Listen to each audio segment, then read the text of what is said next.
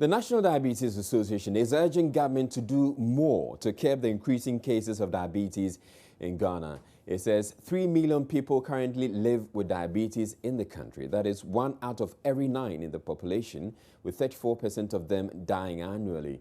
President of the association, Elizabeth Esi Denyo, says government must show more commitment by providing funds to support its programs and also include diabetes medication in the medicines list of the National Health Insurance Scheme. Currently, there is no subsidy on diabetic products. Averagely, diabetic patients spend about 200 to 350 cedis on monthly medication. Current reports indicate that most diabetic patients in rural areas cannot afford treatment, hence the need for government to subsidize. President of the National Diabetes Association says government must make funding and treatment a priority.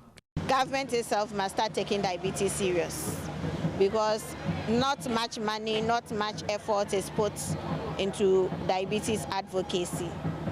And it becomes very stressful because we are ready to work, but we're not getting the backing of our governments.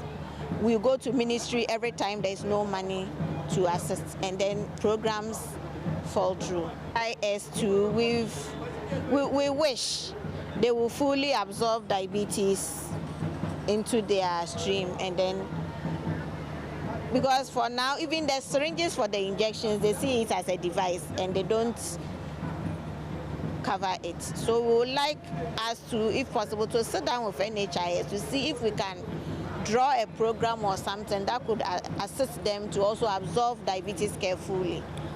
Alarming figures now show that more young people are becoming diabetic. Country Director for the World Health Organization, Dr. Owen Kalua, attributed the alarming rates to urbanization, change in lifestyle, irregular exercise, ignorance, and poor eating habits. He said diabetes can be minimized in the sub-region if awareness creation and preventive habits are intensified. Diabetes is a serious and growing global public health problem. And globally, the number of people living with diabetes has increased sharply from 108 million in 1980 to 422 million in 2014. And in the Africa region, this has risen from 4 million to 25 million during the same period. The sharp increase is a result of rapid and controlled urbanization, globalization, and major changes in lifestyle, with a resultant increase in the prevalence of the lifestyle risk factors. Meanwhile, Health Minister Alex Egbefia says they are in talks with health facilities and the NHIA to consider subsidizing diabetes drugs for patients. Although we have made progress as a nation in coming up with policies and strategies to tackle diabetes and other chronic diseases in the country, we still need to do more considering the increasing trend of these diseases in Ghana. I wish to use this opportunity to urge the various institutions herein gathered, particularly the National Health Insurance Scheme, to consider, and I hope you're listening, highly subsidized treatment for people suffering from diabetes. The health facility should also institute diabetic clinics and provide free screening services for people who walk into their facilities. We will try and incorporate it into the on-your-door mobile clinics as well when they go out for their screening. Common warning signs of diabetes include increased thirst, frequent urination in large volumes, increased hunger, unexplained weight loss, and fatigue.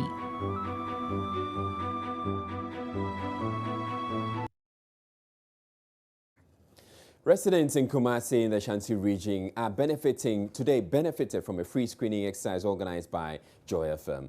The project, dubbed the Sugar Project, is a campaign to provide easy access to efficient and reliable diabetes testing in education centers, as well as help those living with diabetes manage with a healthy lifestyle. The brainchild of Super Morning Show host Kojo Yangsing, the Sugar Project saved the lives of 5 persons in Cape Coast in the central region when the team stopped there last month. How is the project catching up today in Kumasi? Kojo Yangsing joins me on the phone line with more. Good evening to you, Kojo. Now, how has the screening been so far? It's been massively successful. We've had a wonderful response from the people of Kumasi and surrounding areas in the Ashanti region. We just closed off screening in 5 of the locations. And in each of these, we saw over 200 people. And there were several cases of high blood sugar with people who had no idea whatsoever that they were suffering from diabetes. But they are all so relieved that the Sugar Project came along and made them know the situation so that they can now manage it a lot better. We had some wonderful volunteers from the School of Medical Sciences who are celebrating their 40th anniversary. So the medical students came out and helped us with the screening. 4th-year students, very, very smart, very hands-on and helpful. And as you can see, the people of Kumasi were very grateful for the Sugar Project's intervention. All right, Kojo, what kind of advice would you give to regular Joes like me about diabetes? Well, I suppose, Israel, you are certainly not a regular Joe, but my advice to you would be that check your health. You know, don't leave it to chance. Every month, every opportunity you get, go and see your doctor. You don't have to feel sick. Hospitals are not only for curing illnesses, they are mainly for preventing them. So, you know, pop around, visit your doctor, book an appointment, go and spend 10 minutes, take some tests, and, you know, enjoy the feeling of being told every month that you are healthy and well. But, of course, if anything ever does go wrong, if it does turn out that you have diabetes or any other lifestyle disease, then you are ahead of the curve because your doctor will inform you in good time and give you the opportunity to do the right things and prolong your life regardless of what condition you may have. And so diabetes is certainly not a death sentence. It's an opportunity to live right. All right, thank you very much, Kojo Yangsing. And you're a diabetes ambassador yourself. I proclaim you one. Well, I suppose you're right. I have diabetes. I've lived with it since 2007, and I definitely want the whole world to learn how to live with and manage this condition as well as possible. All right, thank you very much, Kojo Yangsing. Keep up with the good work. Now, staying with health, laboratory staff of the Tamale Teaching Hospital have joined patients' calls for government intervention to avert planned arrangements by the hospital's management to outsource laboratory services to a private firm. They say if that is allowed, it will make healthcare delivery expensive in an already malfunctioning tertiary healthcare center that serves the Upper East, Northern and Upper West regions. An advertisement in the media by the Tamale Teaching Hospital stated that management intends to outsource some laboratory services to interested companies who share in the vision of the Ministry of Health and the Tamale Teaching Hospital on the basis of private partnership agreement. The advertisement stated that the decision to outsource is to ensure control management system that guarantees consumable security for effective service delivery. But clients of the facility and laboratory staff say they are opposed to the move by the management. They argue that if that is allowed, it will make healthcare delivery expensive for the poor and wants government to intervene to avert the outsourcing. Patrick Ashigba is the head of the hematology unit of the Tamale Teaching Hospital Laboratory.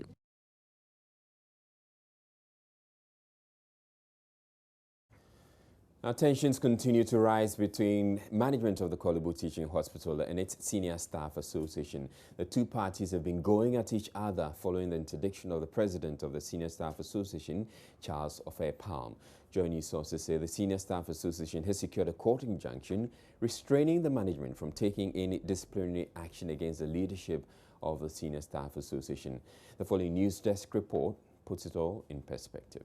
Korle Bu is not new to feuds between its leadership and the Senior Staff Association. The latest brouhaha began when the Korle Bu Senior Staff Association, KOSA, went on a demonstration demanding the removal of the Chief Executive, Dr. Gilbert Bakal. The senior staff petitioned the Health Ministry to remove Dr. Bakal over allegations of financial mismanagement, not ensuring the facility has essential supplies, and intimidation. The board did not take kindly to this, initiating a disciplinary procedure against the leadership of KOSA. They were cited for gross insubordination, disregard for hospitals' laid-down procedures for grievance and resolution, and misrepresentation. COSA dragged the board to the High Court seeking an injunction to prevent the disciplinary process. But before he could secure the injunction, President Charles Ofei Palm was interdicted for speaking to a local radio station.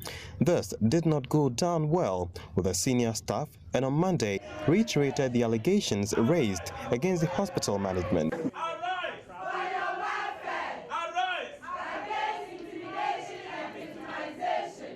Chopping, create, loot and share. And then when you speak about it, to prevent the deaths that we are seeing, people die because of lack of oxygen. You see parasites. And then when we speak, you instruct. Let me be clear to Ghanaians that the management did not take that decision. That the body did not take that decision. It was a unilateral decision by the CEO. We should all take NFR benefits. We should all take 100 Ghana cedis. And then you pocket 7,000. When we raise, you go and pay back that I didn't know. Who are you deceiving? Yourself. We have raised, because of what we said, today a lot of the accountable interest have been paid back.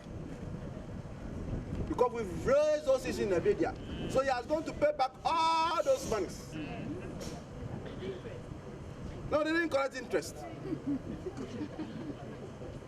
We said it in December that if we don't take this man out, the way it's going, we are going to collapse the hospital. 3 months on, what do we see? IC, is it working? No! CSS, is it working? No! Is it working? No! Orthopedic theater, is it working? No! Oxygen. Oxygen, gas plant, is it working? No! So am I telling lies? No! Who are you deceiving? Yourself. Who are we deceiving? Common basic instruments, we don't have them. Sometimes I don't want to exercise. Thermometer. Thermometer, look at this. People are just dying. And we see them dying. And the money that is supposed to be used to take care, to revive them, they are using those money to do other things. It looks like this also did not go down well with the hospital management. And our sources say a dismissal letter was issued to Mr. Ofei Palm, but the letter was withdrawn within hours. You're watching Joy News Prime. We're taking a break. When we come back, we have more stories. Please don't go away.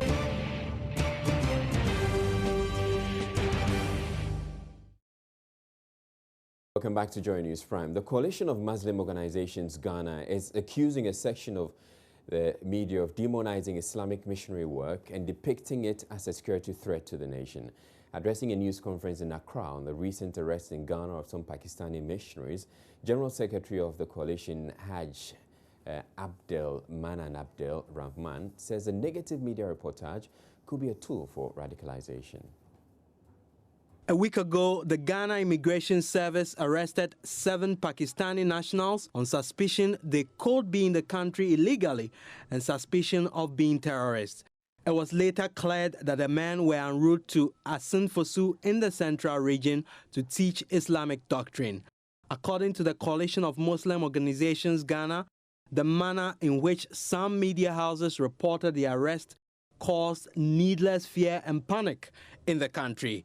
The group recounts similar concerns that came up when Dr. Bilal Phillips visited Ghana some months ago. The General Secretary of the coalition, Hajj Abdel Rahman, says if the current trend is allowed to continue, the country stands a greater risk of treating an actual risk of terror as another false alarm. Some media houses have taken to branding Islam missionary work as a threat to the security of the nation and thereby accentuate a negative reportage about Islam and Muslims in the country. The following are the dangers that await us if the current wave of Islamophobia, sensational reportage, and false alarms is in sections of the media are allowed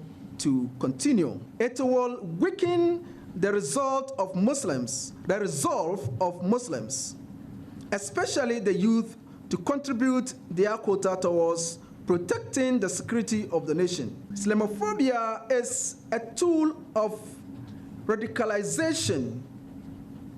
In an attempt to respond to Islamophobia, some Muslims with weak understanding of the faith may be attracted to the views of extremists who are known to use Islamophobia in their propaganda discourse. The group wants the media to desist from negative media reportage on Islamic missionary work, since that can be a tool for radicalization. The Akachi North District in the Volta region is coming down hard on marauding herdsmen accused of causing widespread destruction to lives and property in the district. District Chief Executive James Gunu says any offending herdsman will be arrested and prosecuted along with their landlords once it is established their cattle has gone on rampage. He disclosed this at the Assembly's first ordinary meeting of the second session at Ava Dakwa. Akachi North is one of the hardest hit districts by activities of nomadic herdsmen in the Volta region. There are over 10 herdsmen settlements, with a substantive number of them living in communities in the district. They mostly live in isolation on lands given to them by some chiefs, most often in the bush. Residents in these areas where the herdsmen live regularly complain their crops are destroyed by cattle belonging to these herdsmen. Due to their activities and that of their animals, crop production has drastically reduced in the district, which used to contribute significantly to the food basket of the country. This informed the Assembly's action to flush the herdsmen out of the district to avert further destruction to farms. Akachi North DCE James Gunu, who was unhappy about residents giving out land to these herdsmen to settle on, said the Assembly has passed a resolution to prevent residents from accepting and giving out lands to herdsmen. He, however, emphasized that he would leave no stone unturned to drive away herdsmen from the district, adding that herdsmen and their landlords will be arrested and prosecuted accordingly for any damage caused to crops on a farmland. The Fulani menace is on the rise. What we are doing as an assembly now is that we have passed resolution that will deter people from accepting them. If we arrest any Fulani person who caused destruction to a farm, we arrest the landlord who accepts the Fulani as well, and then charge both of them and make sure that they are punished severely so that the farmers can be free and go about their farming activities. According to the DCE, the presence of herdsmen in the district is also a security threat, and called on security agencies in the district to enforce the resolution passed by the Assembly to ensure herdsmen are held responsible for the destruction of farms. The activities of Fulani herdsmen in the district have increased again. That is why we need support of all, especially the security agencies, to enforce our last resolution that when a Fulani man causes destruction to a farm, he is arrested with his landlord, charged and punished together within the laws of the land. Fred Kwame Cyrus reports for Joy News. Now, recent comments by President Mahama downplaying the developmental strides of the new patriotic party in the Volta region is emerging as a shouting match between the two leading parties, with the opposition party outraged by the claim. Just a day after a news conference by the Volta region chairman of the NPP to refute the president's claim, former President Kufuor, who held power during the period in question, has also hit back. Speaking at his residence in Accra when the newly elected NPP MP for Wakwa North paid a courtesy call on him, the former president described the comments by the sitting president as dishonest and went on to chastise the NDC's performance in power. Na isi Volta region ya nyeju. Yam fan free kita kono, mahini kita si defense war. Sika from Kwaji no Modi, Yan Yaba and science chassis in Yamawino. It's a polytechnic. Polytechnic is in ho. They claim we did not work in the Volta region. Let's start from Kita. The money they acquired for the sea defense wall, they squandered it. It was during my tenure that we constructed the wall. Hope Polytechnic was virtually built by us. Even the University of Ghana envies their school. Go to Nkonya through to Dambai. We constructed all the roads in the first term of the MPP. Ghana was insolvent internationally. It share and film and they say, I am a fabricator. Time I didn't have completion point. Said it was record time. Yet me, I Ghana free IMF. In 3 years, we were able to take Ghana from the IMF. Now we are back here again. During my tenure, Ghanaians abroad always wanted to come back home, but this is no longer the case.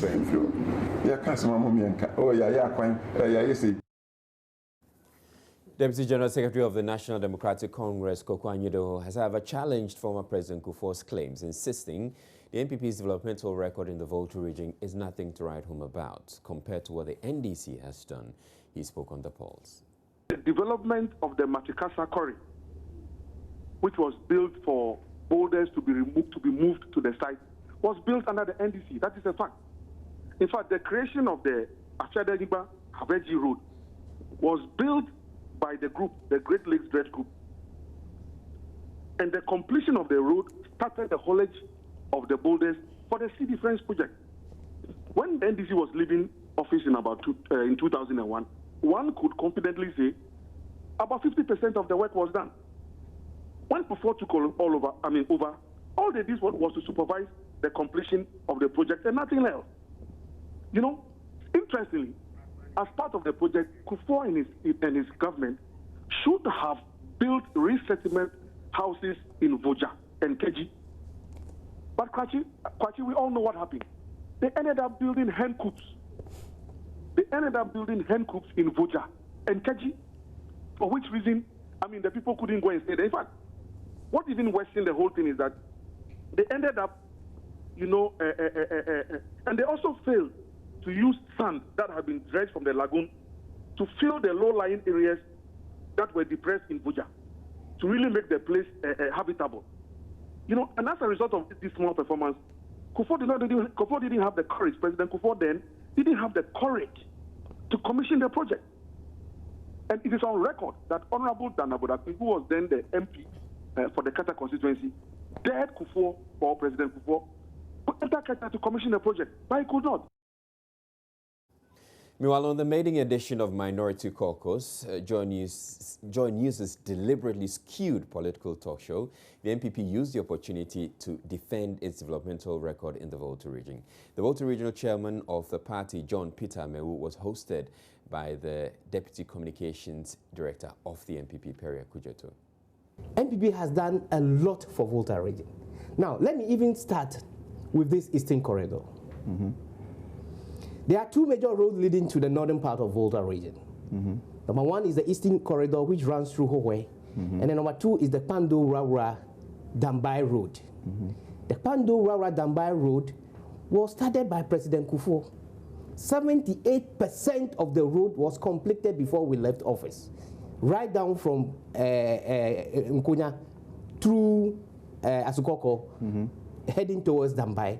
78% of that portion of the road was completed before we left. As of 2008. As of 2008. The other road, which is the major Eastern Corridor that they're talking about, NPP government was the first government to start working on the Eastern Corridor. Now, the section between Golokwati and Howe, that road was constructed in 1971. 1971. Since 1971, that portion of the road had never witnessed any upgrade. 71, of course, during Professor Buja administration. That portion hadn't seen any development until in 2002, when President Kufuor again cut sword for completion of that road. Actually, that section was construction and completion. We've completed that road. A part of that, the section between Pepesu and Jinji, again heading towards Nkwanta, was again, the sword was cut in 2002 by the late Vice President. That section was also completed. President Kufuor sourced the EU funding for the section that we call the missing link before we left office. That portion, of course, is now being done by the NDC administration. So for the president to come out and talk even about roads, major roads in Volta regions are all being done by NPP. Another major road leading to Volta region is the road right down from Temarana about to Aflau. Unfortunately, my good friend Perry, when the president, I was told that he flew. Because the last time he was coming to Howe, he flew. And so because he flew to Nkwanta, he couldn't see the status of the road. And that is why when he presented the State of the Nation address, he misled Ghanaians. So I gave him that. But he drives on that road quite often. No, that day. He was at Hugbechocho in November last year. No, well, of course he used the Aflau road. I'm talking of the Howe one. He flew up to Nkwanta. The road was in a bad state. But in his state of address, he said, we have done the Howe town roads. When we challenged the minister, mobilized his people to Howe. It was a humiliation. What did we see? The State of the Nation address that the president read out to Ghanaians when they were going to print that statement out, what the president said before the House of Representatives in this country, those portions were eliminated. And we are taking this country for a joke. Minority Caucus, which features the MPP, airs every Thursday at 6 p.m. after the governing NDC is taking its turn on Majority Caucus on Wednesday, same time. Joint Caucus, which features the two main parties, then comes on Fridays, also at 6 p.m. The maiden editions have proven quite interesting and a not to be missed show, so do make a date. But there's a repeat broadcast of the caucuses at 10 p.m. later on tonight. You may want to catch that one too. Now, still to come in the bulletin, fellow of Ghana Academy of Arts and Sciences rubbishes different current assets declaration regime, describing it as good as useless. Up next after the break, though, we bring you business news.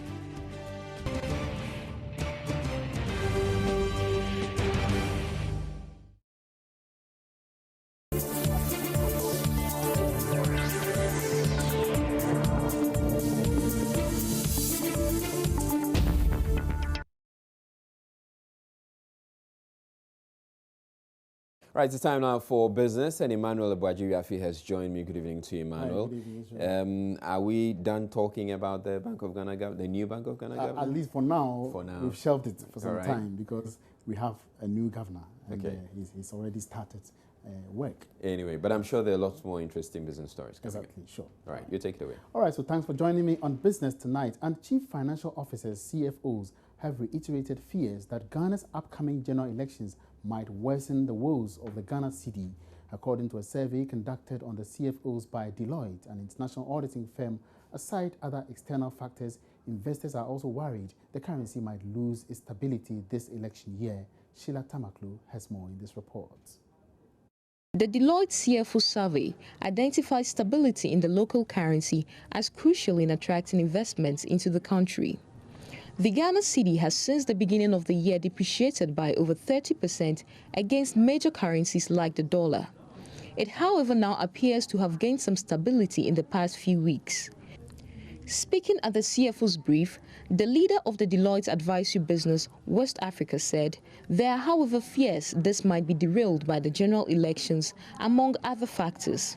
Yes, so in terms of the cedi stability, I mean, obviously there are many factors that would impact that. There would be internal factors, but then there would also be external factors. I mean, some of the external factors is that Yellen in the US, by way of example, has been quite dovish on interest rates there, which has dampened the dollar, and that has masked perhaps some of the volatility that you might otherwise have expected here.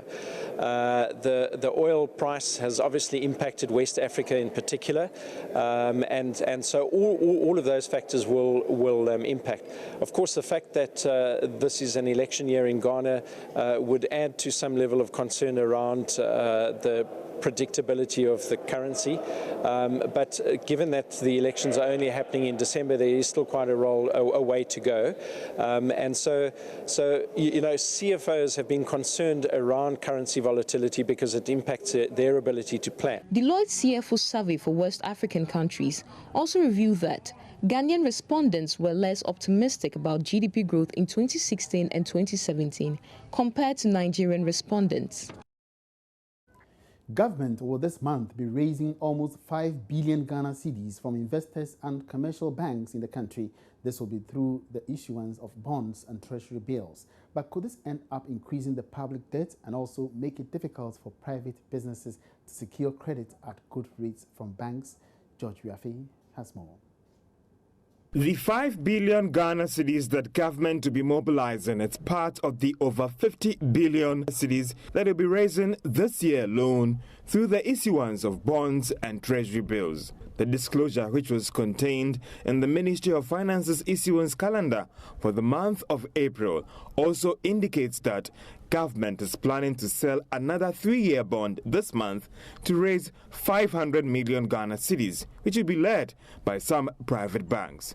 For some analysts, they are worried the development could end up increasing the public debt, which has hit about 97 billion Ghana cedis as at December last year. There are also fears that with the increasing appetite for borrowing through the commercial banks, most financial institutions will be prepared to lend to government rather than private businesses. But government, on the other hand, has maintained that majority of these funds will be used to pay off debts that are maturing, with the remaining being used to finance infrastructure projects outlined in the budget.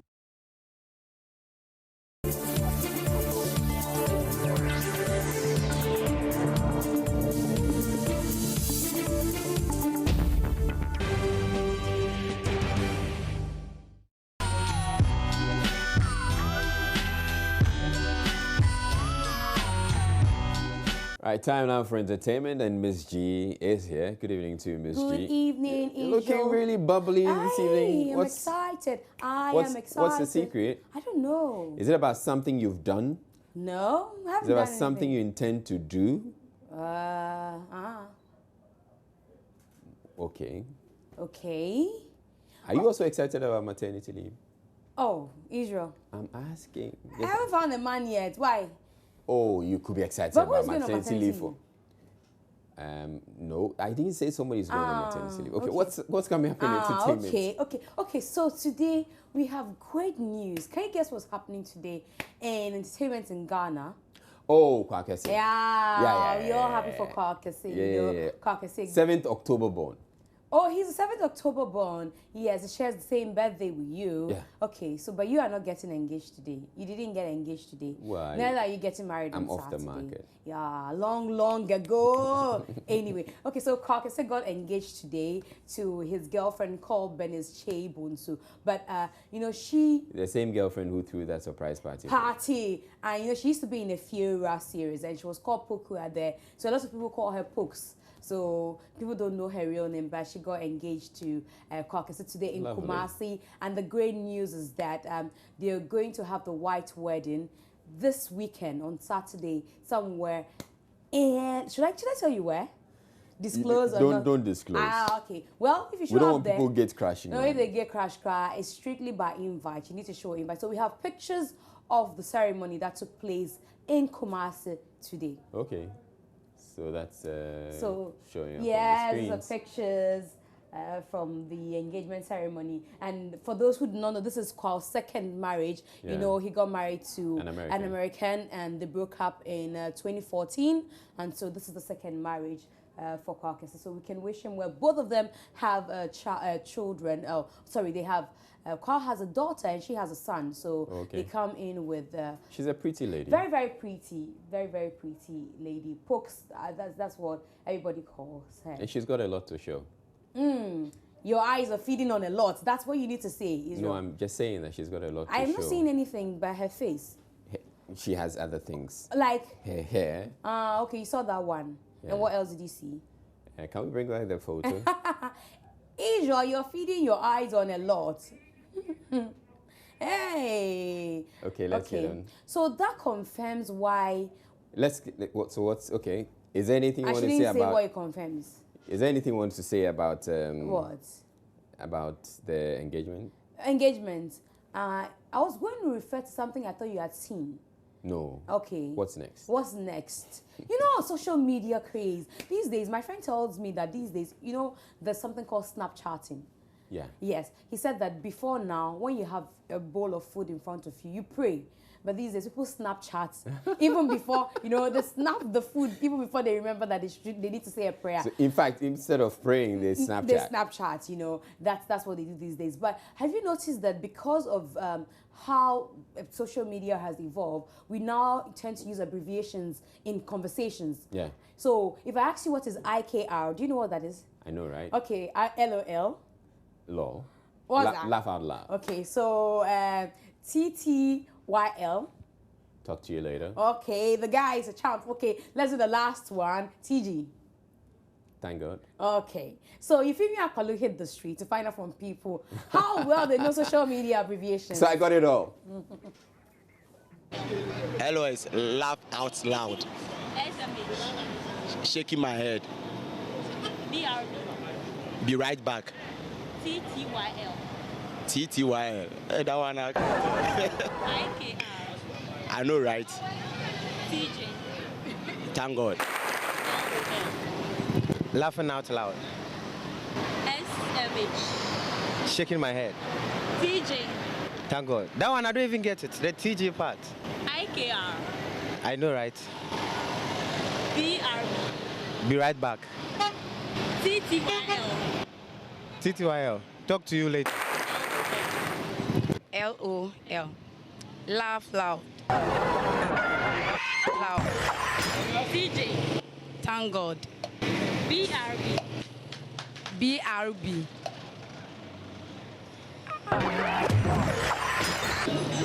SMH. SMH.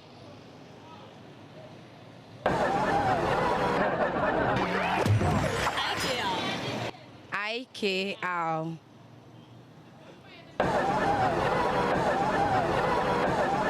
TTYL. TT. Like, it's... BRB. Be right back. LOL. Laugh out loud. SMH. SMH. Shaking my head, yeah. IKR. I know, right? TJ. Thank God. TTYL. Thank God for my life. TTYL. Thank you, Jesus. Laugh out loud. BRB. BRB. Be right back. SMH. Shaking my head. TJ. Thank God. TTYL. TTYL. Thank you, Lord. IKR. I know already. I know, right? Yeah.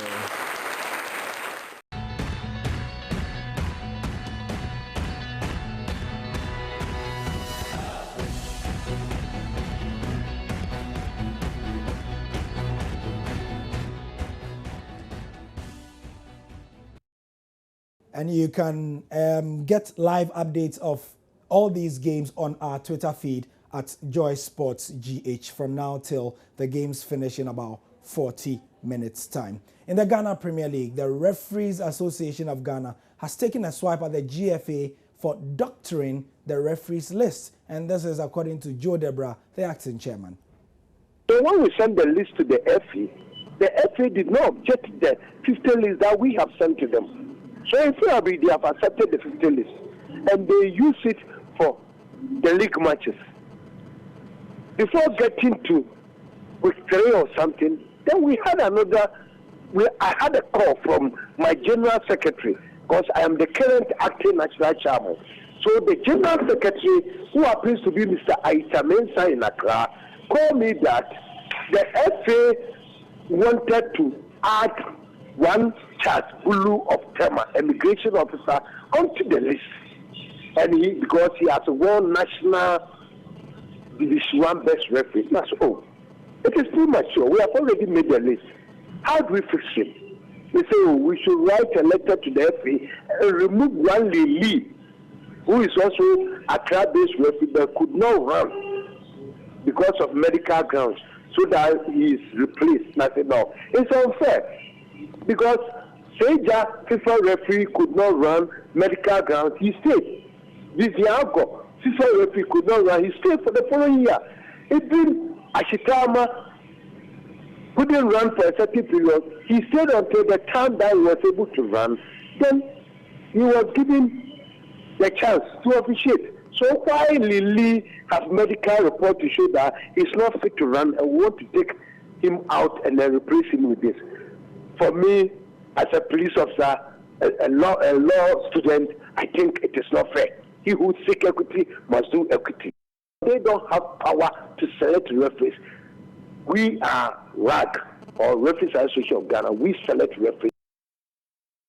The question is, why is all this coming out now? Now, you will recall that on Sunday when Hearts of Oak played WA All-Stars, and even before then, the PRO of Hearts of Oak, Opariado, had intimated that the referees who were supposed to be in charge of that game, led by Ref Ernest Berfi, he said that those referees had a record of winning or giving all the matches as a win to WA All-Stars. And in the aftermath of that, people have come out to say that certain referees currently in the Ghana Premier League were not supposed to be there. And this is why Joe Debra is acting. It will be interesting to see what happens in the days and weeks coming ahead. Still in the Ghana Premier League, and according to board member of Accra Hearts of Oak, Frank Nelson, Phobians and their players will be given a handsome reward if they win the title. Don't forget that Accra Hearts of Oak have only tasted their first defeat this season at the hands of WA All-Stars on Sunday, but still they are second on the log.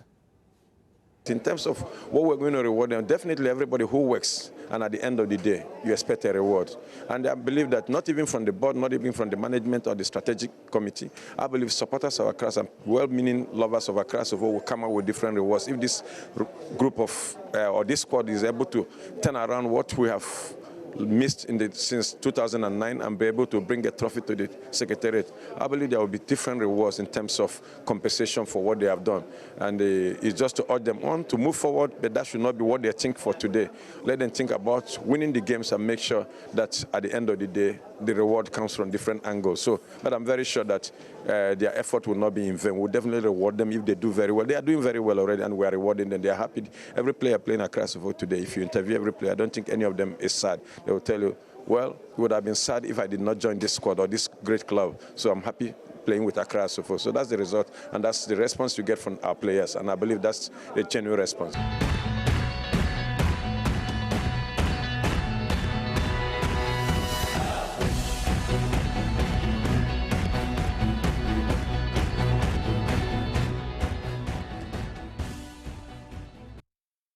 Right, and that'll be it for the bulletin. For more news, though, you can log on to myjoyonline.com. On behalf of the team, my name is Israel, and I wish you good night.